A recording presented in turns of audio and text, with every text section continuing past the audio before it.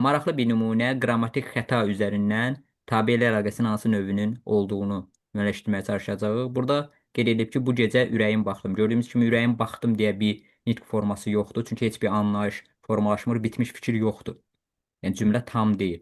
Burada əslində baxdım sözün tələbi ilə ürəyim hansı şəkilci qəbul etməli idi?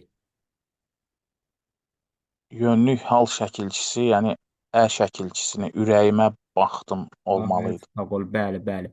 İdarə əlaqəsində də demişik ki, əsas sözün tələbi ilə aslı söz adlı xaldan çıxaraq digər hal şəkilcə qəbul edir. Burada gördüyümüz kimi baxdım sözün tələbi ilə ürəyim sözü, bəli, adi vəziyyətdən çıxıb keçməli idi yönlük hala. Və burada da bunun üzərindən deyirik ki, baxdım sözü ürəyim sözünü idarə edir. Yəni bu anlayışı da başa düşək, idarəçilik, hökmranlıq, hegemoniya, hakimiyyət. Yəni bu hakimdir, hegemondur. Bunun tələbi ilə bu artıq adi haldan çıxıb mütləq şəkildə qəbul etməlidir o hal şəkilçisini ki, bir məna, anlayış yaransın.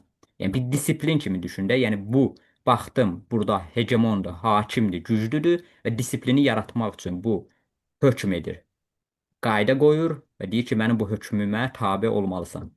Yəni idarə əlaqəsini belə yerdə saxlayır ki, əsas sözün tələbi ilə aslı söz adi haldan olduğu formadan çıxaraq digər hal şəkilçiləri, adı və yekar istisna digər hal şəkilçilərini qəbul edərək əsas sözə tabe olur.